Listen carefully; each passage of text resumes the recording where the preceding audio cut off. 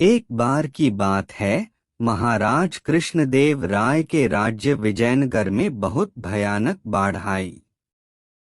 इस बाढ़ में राज्य के कई गांव डूब गए। इस वजह से राज्य का काफी नुकसान हुआ। इस प्राकृतिक आपदा के बारे में जब महाराज कृष्णदेव राय को पता चला, तो उन्होंने एक मंत्री को फौरन बाढ़ से पीड़ित लोगों की मदद करने का आदेश दिया और कहा, बाढ़ से हुए नुकसान को पूरा करने के लिए जितने भी धन की जरूरत हो, वह उसे शाही खजाने से निकलवा ले, मगर जल्द से जल्द सभी पीड़ितों की सहायता की जाए।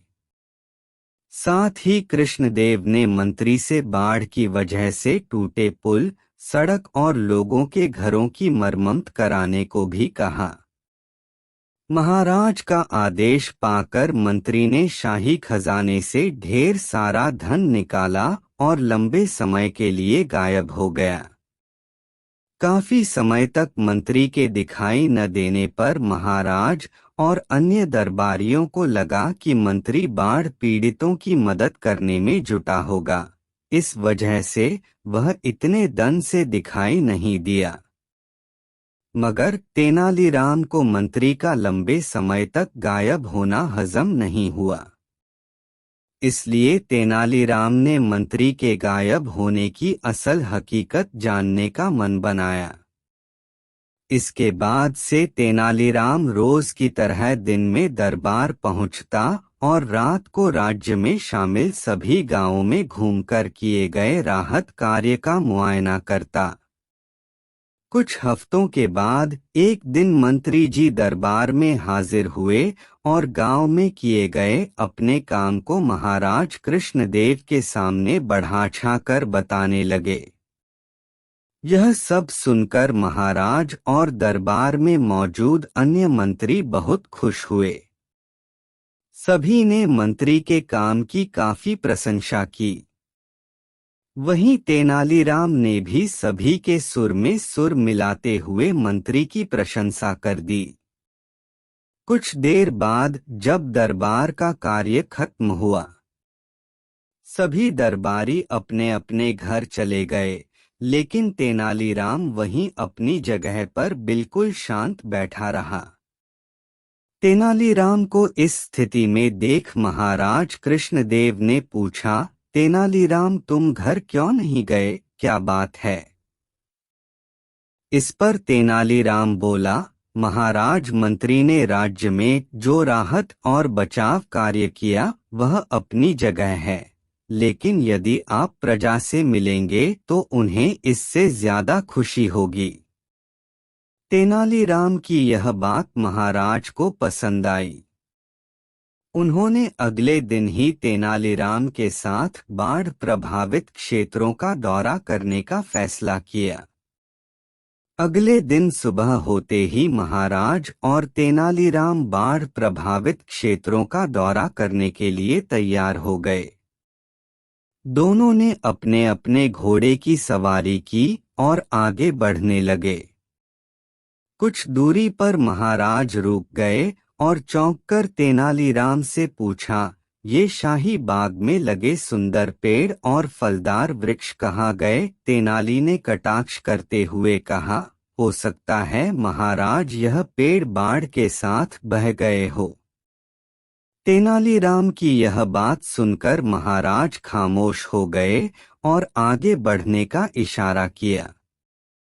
दोनों कुछ दूर आगे बढ़ ही पाए थे कि महाराज की नजर वहां मौजूद नालों पर पड़ी।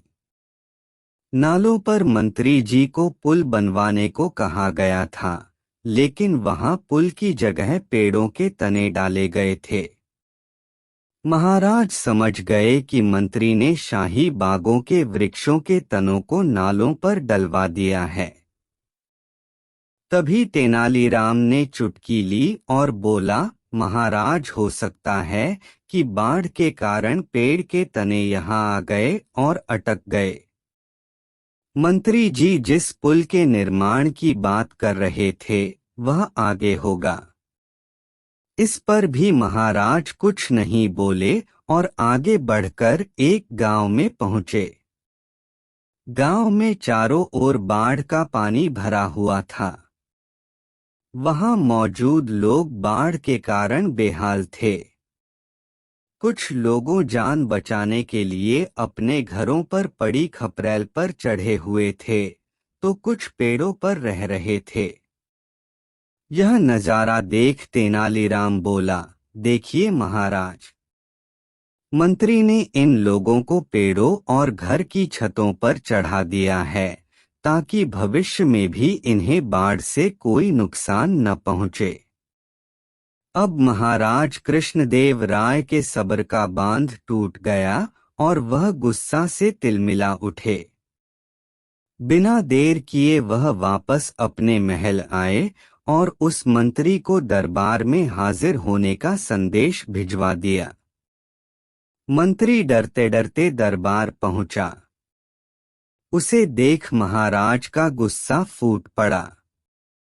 उन्होंने मंत्री को खूब फटकार लगाई और जल्द से जल्द सारा धन शाही खजाने में जमा कराने का आदेश दिया। वहीं महाराज ने अब राज्य में राहत और बचाव कार्य कराने का जिम्मा तेनालीराम को सौंपा दिया। साथ ही उसे धन के हिसाब किताब का भी काम दिया और मंत्री किनारे मुंह लटकाए खड़ा रहा।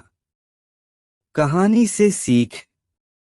बच्चों, इस कहानी से हमें यह सीख मिलती है कि जब कोई आप पर भरोसा करके कोई बड़ी जिम्मेदारी दे तो आप पूरी ईमानदारी और निष्ठा से उस काम को करें ताकि उसका विश्वास आप पर हमेशा बना रहे।